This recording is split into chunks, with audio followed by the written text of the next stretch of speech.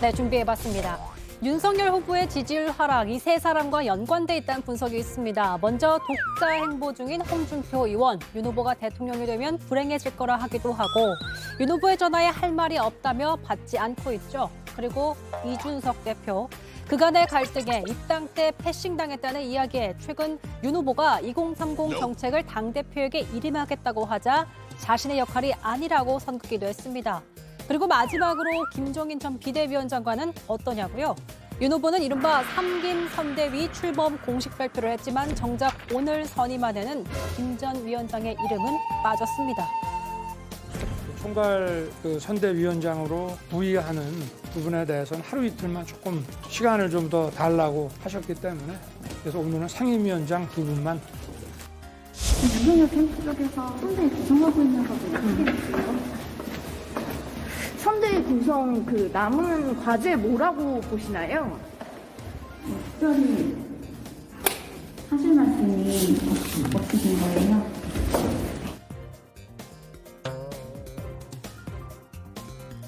선대위 구성을 둘러싼 두 사람의 힘겨루기 아직 끝나지 않은 걸까요?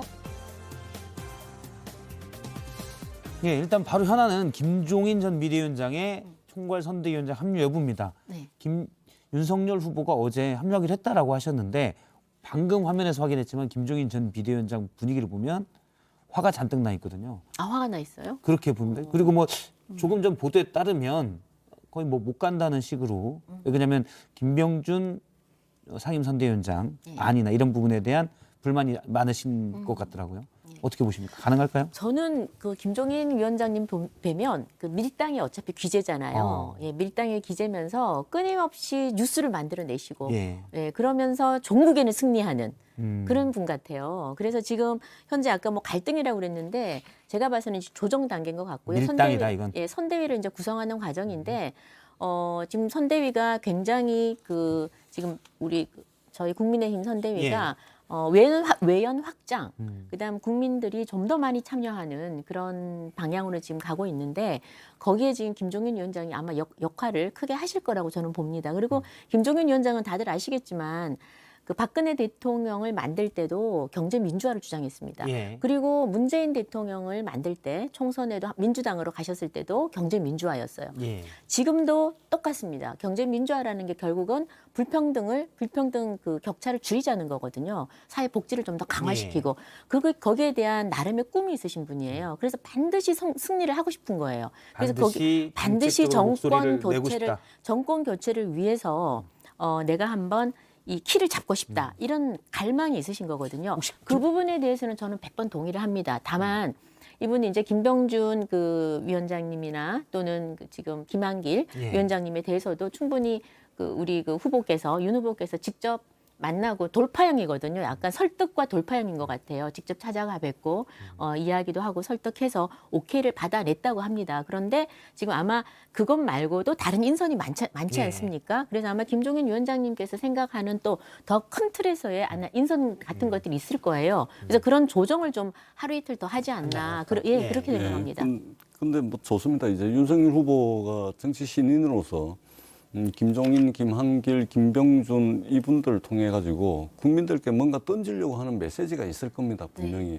아마 제가 생각하기에는 어떤 통합, 우리 사회 갈등이 심하니까 뭐 통합의 메시지 이런 것일 수 있겠다 그렇게 생각을 하는데 과연 이분들을 내세워서 잘 될지는 조금 지켜봐야 되겠다 그런 생각을 합니다. 왜 그러냐면은 김종인 위원장님 같은 경우는 1940년생에 1999년도에 제11대 국회에 국회의원을 하셨습니다. 81년도. 1981년도 11대 국회 국회의원. 81년도.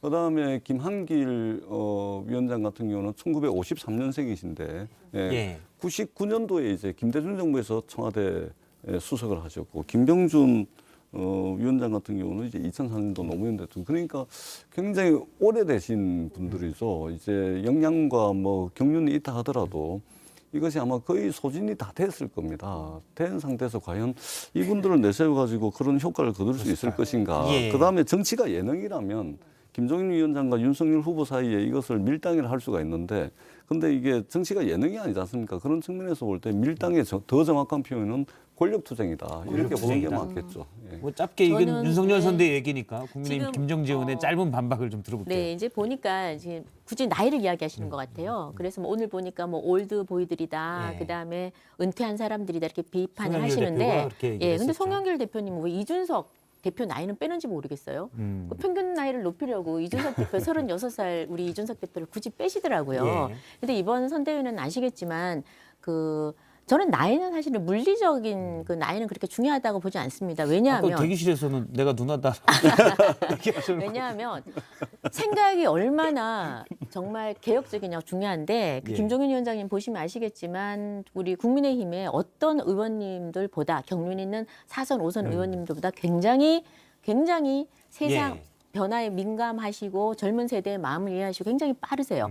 그러니까 지금 뭐 기본소득 같은 것도 오히려 더 먼저 주장하시고 이러는데 저는 뭐 그런 면에서는 믿어 의심치 나이는 않은데 숫자에 불과하다. 문제는 이제 김병준 위원장이나 김한길 위원장은 중도 외연 확장, 김한길 의원님은 뭐 좀 예. 아까 얘기하셨기 때문에 중도 외연 확장, 또 김병준 위원장은 정책 부분 보강하고 그다음 나머지 또 젊은 분들 계속 지금 예. 영입을 하기 때문에 그렇게 뭐 올드하다는 걸로 일단 평가하시면 김종인 전 생각합니다. 비대위원장은 오늘 일부 보도에 따르면입니다. 저희가 확인을 못해서 일부 보도하면은 뭐 윤석열 후보가 김병준 전 위원장을 데리고 와서 뭐라고 하는데 본인 얘기만 하고 갔다라고 일부 보도에 따르면 윤석열 후보 측 관계자에 따라서 그런 불만을 얘기했다고 하고요. 자, 또 하나가 있습니다. 홍준표 의원인데 이른바 이 청년의 꿈 플랫폼에서 누군가 물었습니다. 김종인, 김병준, 김한길이 함께하는 국힘 선대위 지도부 잘 꾸린 건가요? 묻자 잡탕밥도 찾는 사람이 있습니다. 이거는 이제 어떻게 보면 과연 윤석열 후보 선대위의 정체성이 뭐냐? 잡탕밥이라고 홍준표 의원이 네. 규정을 한 것처럼 보이는데 잡탕밥이 중국 요리 중에 비싸긴 합니다. 맛도 비싸고 있고. 맛도 있어요. 네. 맛도 있고 안에 근데 재료만 표현은 이제 안에 일단 잡탕이라는 재료만 거죠. 안에 재료가 좋으면요. 이 재료가 좋으면. 잡탕밥이 이 원샷 원킬이라고 한 번 아. 먹어서 영양도 채우고 좋습니다. 저는 아우. 잡탕밥 좋아합니다. 잡채밥보다 잡탕밥 좋아합니다. 잡채밥보다 잡탕밥이 낫다. 그러니까 이제 그런데 우리 그 옛날에 이준석 대표가 비빔밥 얘기를 하지 않았습니까? 네. 비빔밥 그 맨 처음에 당선된 첫 그 연설에서 했는데 안에 재료들이 얼마나 잘 맛있게 살아 꿈틀거리느냐 그게 중요한 것 같아요. 그건 저는 안에 이번에 구성원들이 자기 예. 역할을 하면서 저는 충분히 선대위를 활력을 가지고 한다면 저는 뭐 잡탕밥 이 단어는 중요하지 않은 것 같아요. 그러니까 잡탕밥도 좋다. 중집에서 잡탕밥은 비싸고 맛있습니다. 근데 정치에 있어서 잡탕밥이라 하는 것은 지향하는 바가 무엇인지 목표하는 바가 무엇인지 도저히 알 수 없을 때 이제 잡탕이라는 표현을 쓰죠. 그런 의미로 이제 홍준표 대표가 말씀을 하셨다 그래 보고 예. 성자로서 윤석열 후보께서는 패자인 홍준표 후보에게 더 정성과 공을 들이셔야 되죠. 더 찾아가셔야죠. 오히려 김한길 김병준 여기보다 더 좀 해서 그런 이제 성자의 태도를 보이셔야 되는데 그런 측면에서라도 홍준표 후보가 이제 마음이 많이 상했을 테고 이제는 더 이상 늦었습니다. 이제 들어갈 공간이 없어요. 일단 뭐 전화를 안 받으신다니까. 아니, 근데 집으로 홍준표 가야 되네. 집으로 찾아가야 우리 되네. 홍준표 대표님께서 미스터 쓴소리이시긴 하지만 네. 굉장히 유연하세요. 또 쿨하죠. 그래서 쿨합니다. 정말 쿨하고 지금 저렇게 2030 플랫폼에서 쫙 활동하시다가 그래 정권 교체 내가 중심에 설게 이러면 바로 또 들어가시는 분이라 저는 반드시 그럴 거라고 확신합니다.